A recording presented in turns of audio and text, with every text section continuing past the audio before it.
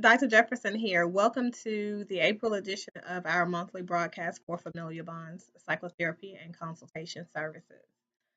Um, just in case you have not checked out previous video content from myself, I'll tell you a little bit about what I do and a little bit about the company, um, and kind of a little bit about this broadcast on a monthly basis, I guess.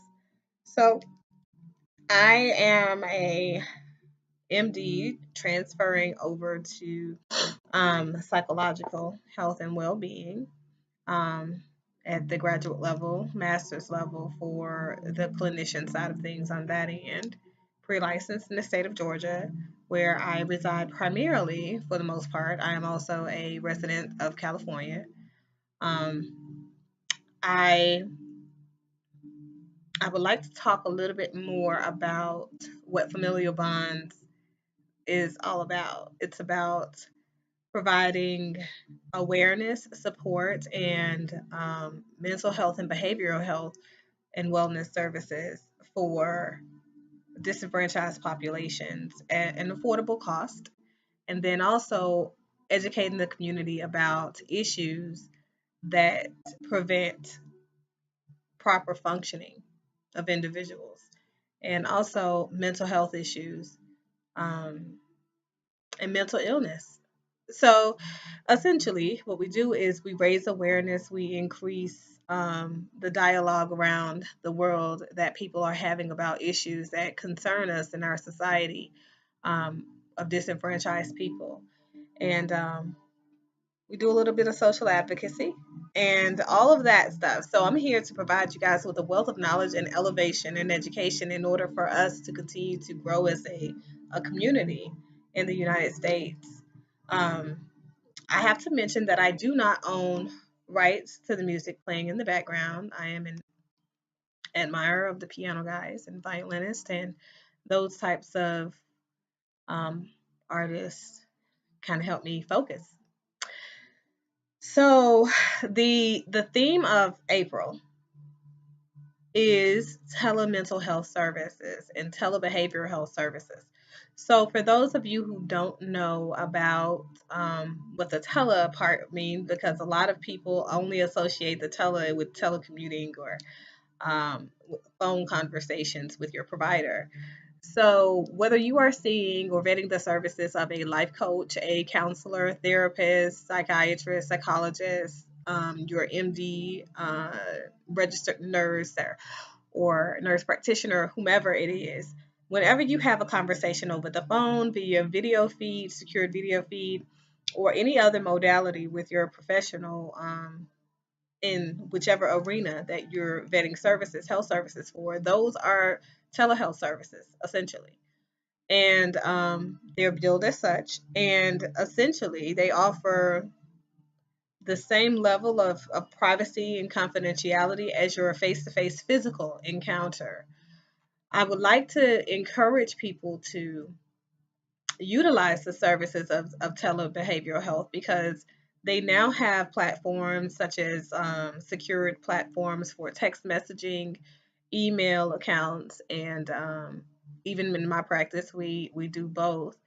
HIPAA compliant services for video conferencing or video face to face interviewing for your consultation, and also for your therapy services for your actual encounter with your practitioner.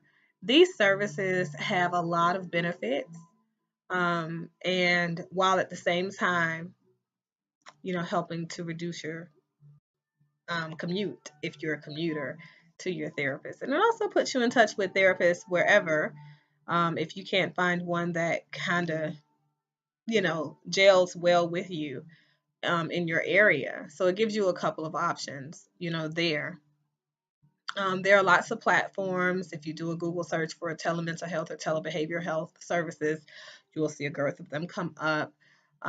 There are certification programs, but there are certain people from different disciplines in the mental health services arena who, as a part of their program and a platform for their growth, they've already taken those particular trainings. So I would look for a practitioner who is 100% HIPAA compliant and understands the importance of my privacy, while at the same time they are linked to a um, HIPAA compliant vendor for providing those services to myself. Some of the HIPAA compliant vendors at this point are Zoom and VC. Skype is also HIPAA compliant now. True Circle is one that I am a listed provider on. There are a couple of them that offer everything all in one, as far as the mental health and behavioral health part. So there are lots of options for you guys there. Also, if you really think about it, it allows you to have or receive crisis management by your particular provider instead of the 24/7 crisis hotline if it's within the day, sometime within the day, and your provider is available. Um, that is also a plus, I feel, because sometimes we have very sensitive issues that we don't want to discuss with everybody else. And um, the best way to, kind of get an answer is to talk to somebody that you've decided to open up to and you're comfortable sharing your experiences with. Those intimate experiences, those intimate details of our lives are extremely sensitive, and we need someone who is sensitive and understands the depth of what we are going through, as we're going through them. So I would encourage you guys to do some research and follow up and then take advantage of those services. A lot of times you can find services at a discounted rate if you are receiving them via web, instead of the face to face physical encounter. And I think the really cool thing for my clients and what I get from them is that, oh, you know what, this is so impersonal. If we do it over the phone, but it's such a personable encounter when I can see you and it's just like I'm in an office, and I don't have to pay for a babysitter for my kids. These are things that I kind of have gotten feedback on over time.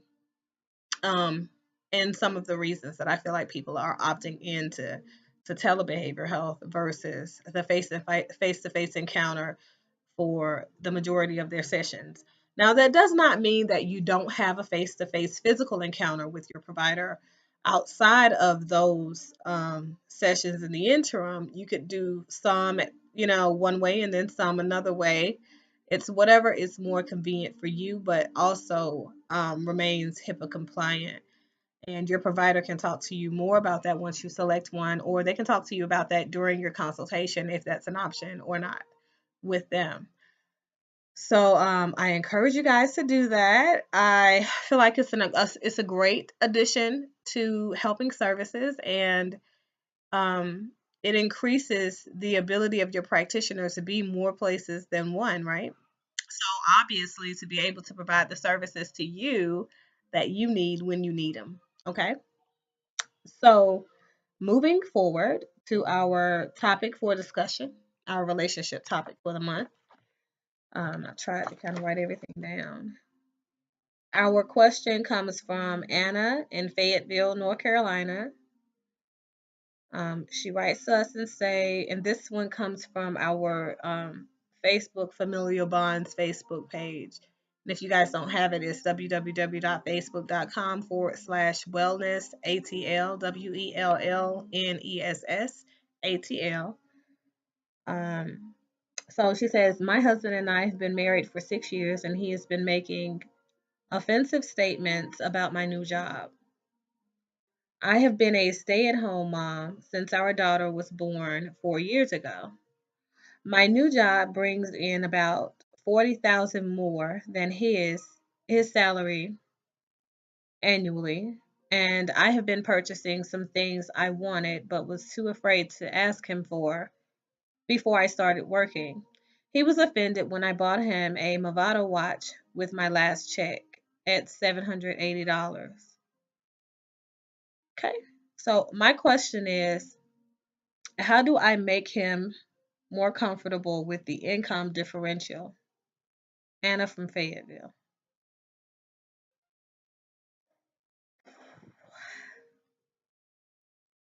This this is a common issue in relationships for whatever reason now, because you see more and more women taking on a equal, if not completely independent role as head of the household oftentimes. But I would have to ask you, sort of, where are you, on how you value the income differential, and what does that mean for you? I think essentially, whenever families are taking life cycle transitions, for the sake of the family or for the sake of personal growth or for the sake of relational growth, I think these are things that we should discuss before they even happen with our significant other. For those of you who watch my videos and follow me, um, you know that I'm huge on communication. Communication is that is our platform for growth. And essentially, that is how that's how we get the things that we need from our partner, and they get the things that they need from us. If we're not communicating our expectations or our fears, hopes, and anxieties, then how can we truly approach the issues once they come up, right? Because we have no idea what we expected then. My my suggestion for you would be to first try to remove that concept that you can make him feel comfortable with the income differential. Okay, first try to remove that concept, because it's not your job to think or to be for your intimate partner.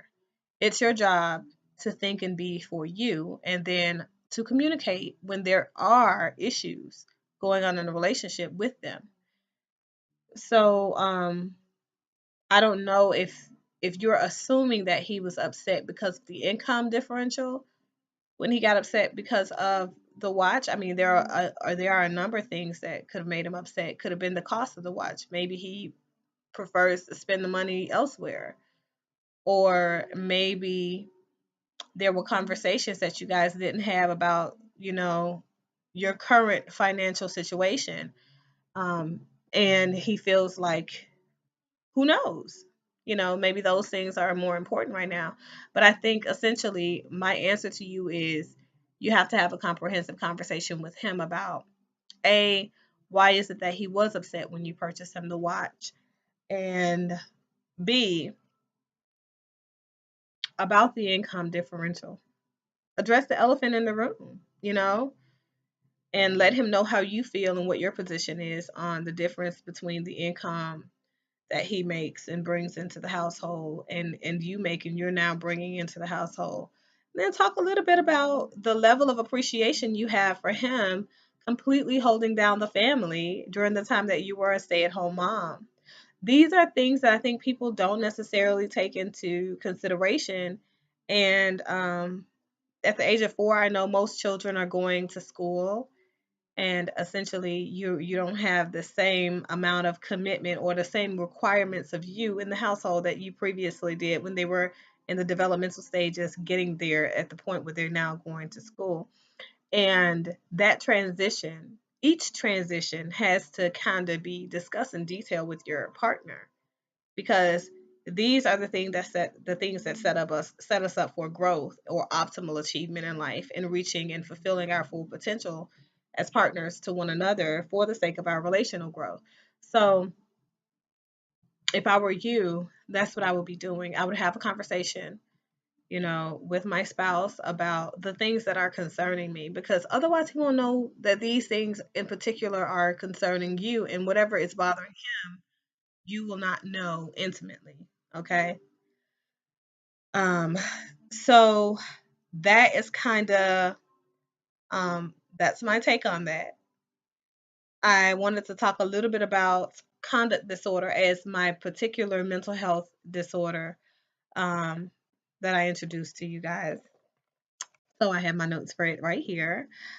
So that is our focus for the month for our mental health topic. Conduct disorder is a repetitive and persistent pattern of behavior in which the basic rights of others or major age appropriate societal norms, rules, and those of such are violated, as manifested by the presence of at least 3 of 15 criteria that are listed in the DSM 5 um, in any of the categories listed, with at least one criteria present for at least 6 months, and that 6 months being the past 6 months that have, these symptoms have been present. The areas are aggression to animals and people, destruction to property, deceitfulness and theft, and serious violation of rules. Um, so essentially, I wanted to cover conduct disorder because conduct disorder leads to antisocial personality disorder later on in life, with those children diagnosed early and sometimes not even treated. It's important that we understand that this particular disorder happens in children um, before age 15, presumably. And as these symptoms are manifesting in these children, we're just looking at them and we're like, oh, okay, they're just bad. We label them as bad, and um, we use all sorts of maladaptive ways of coping and dealing with them. And these things I feel are further harming the child than rendering services where needed. There is an issue, I think, with the way we are handling maladaptive behavior and destructive behavior in young people today. And I feel like if we approach it from a more sensitive lens and we actually take the time to understand what they're going through, and give them a voice, I think essentially the nature of society will start to improve. I think that the crime rate will go down drastically. I think that the respect between authority figures and community members, especially the young people, um, that respect will start to increase, and um, I don't know, the rapport will be better. And that's sort of what I lean towards achieving with my social justice advocacy. Um, so that is the focus. I encourage you guys to do some research. No, I'm not giving you all of the criterion in each area, because I want you guys to start doing some research. I want you guys to get out there and do your part and be educated, be elevated, be in the know about mental health and mental illness and mental wellness maintenance. I want you guys to do your part to make sure that you receive the services that you need. I want you to actually reach out and let people know that you need them when they're in helping services. Because if you're not reaching out because you're assuming and you're taking the mind reader role, that nobody's going to be available for you, that nobody is going to render the services for you, or that you don't qualify or you can't afford it. If you don't ever take the first step and acknowledge that there is a need for these services in your community, then how are you truly doing your part? So that's pretty much all I've got. Thank you guys for watching. This video is so beneficial for everybody across the board. Please do like it, share it, love it, subscribe to the YouTube channel, and all of those other things. Do all of that stuff that makes this impactful. Later days, people.